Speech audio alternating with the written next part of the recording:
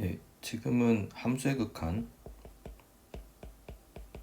엄밀한 정의에 대해서 좀 알아볼게요.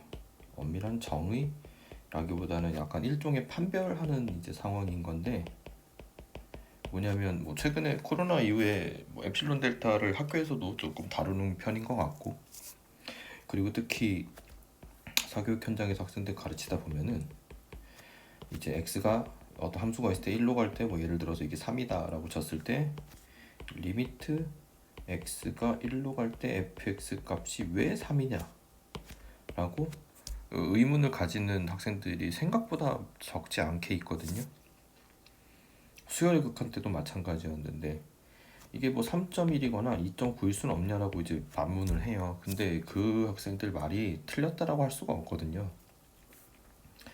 그래서 이제 뭐 이 엡실론 델타를 약간 좀 대략적으로 뭐 자연어에 맞게끔 이제 생각해서 하는데, 저도 이제 가급적이면 그런 부분으로 한번 해보겠습니다.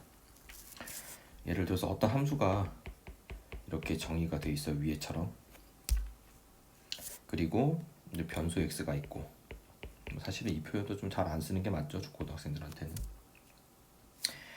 그리고 임의로 주어진 어떤 양수가 있다라고 쳤을 때 여기에 대해서 x와 뭐 저기 x의 극한점, 지금은 x는 1이고 그 다음에 그때 fx 값, 즉 fx 값이 이제 뭐 그때가 3으로 주어진다, f1이겠죠. 그러면 지금 f1이 3으로 주어진다라고 했을 때 임의 양수에 대해서 x 빼기 그 x의 극한 값이 이제 어떤 양수 델타보다 이제 작고, 그리고 그 f1과 3의 차이가 엡실론보다 작아요. 이게 되게 하는 델타가 존재하면 리미트 x가 1로 갈 때 fx 값은 극한 값은 3이다라고 정의를 할 수가 있는 건데, 이거를 조금 더 다르게 해석을 하자면 무슨 말이냐면, 그러니까 어떤 양수가 있어요. 어떤 양수, 이제 엡실론부터 먼저 생각을 해자면은 세로 축에 있는 뭐 요런 게 있고 1이고 3이라고 했을 때 내가 엡실론은 그 양수를 여기서부터 여기까지 이제 대칭되게 절대값의 의미가 여기에 간격이 같은 걸 얘기하는 거거든요. 그럼 요거만큼 이제 엡실론인 거예요.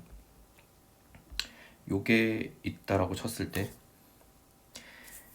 그거를 만족하는 델타가 반드시 존재하면 그 1에 대해서 f1에 대해서 3이고 x에 대해서 이제 1인 건데 무조건 존재하면, 이게 무슨 말이냐면 지금 여기에 대해서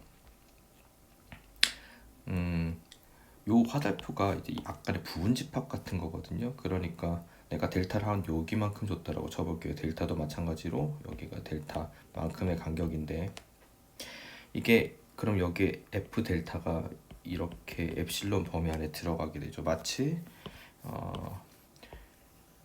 집합의 관계처럼 A 집합이 있고 B 집합이 있다라고 했을 때 지금 같은 경우 A는 B가 무조건 성립하잖아요. 그런 것처럼 요 델타가 이렇게 부분집합처럼 이제 존재하는 요 상황을 얘기해요. 이거 뭐 인터넷 같은데 뭐 D라고 이제 표현을 하는데, D라고 그러면은 이제 어떠한 이 엡실론이 아무리 3을 근처로 해도 작아진다고 해도 거기에 대해서 델타를 무조건 만들 수 있다라는 거거든요. 델타를 무조건 만들 수 있다라면 이제 그 델타가 존재하면이 무조건 된다면 라고 받아들이시면 돼요. 그랬을 때 요거는 3이다라고 할 수 있는데, 그러면 반대로 안 되는 상황에 대해서 얘기를 해볼까요? 그래서 앞선 제가 사례를 들었던 그 친구처럼 1일 때 3은 분명한데 극한 값이 3.1이 아닌 이유에 대해서 한번 생각을 해보자면 좀 넉넉하게 적어볼게요.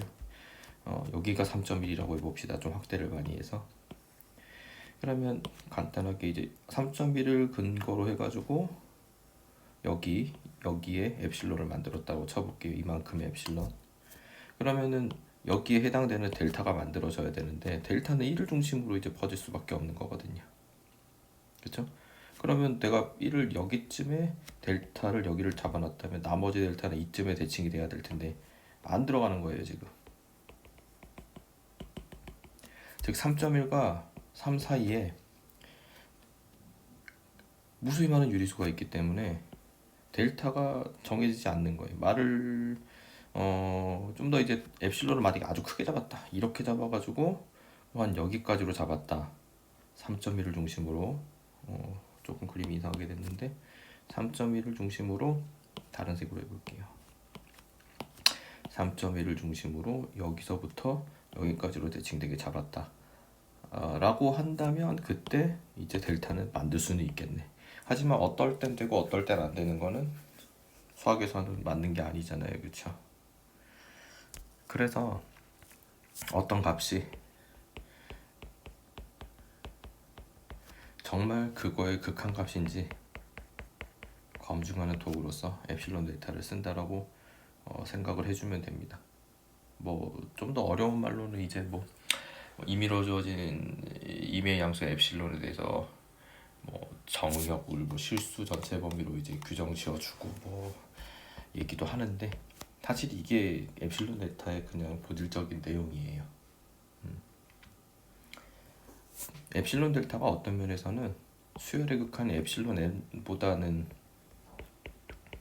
더 내용이 쉬운 것 같아요. 왜냐면은 엡실론 n 부분에서는 n 이상인 n이 존재한다는 힐베르트의 무한 호텔로 이제 대표되는 그러니까 무한에 대한 개념이 여기서 좀 더 본질적으로 나오게 되거든요. 이거는 다음에 다시 한번 다뤄보도록 하겠습니다.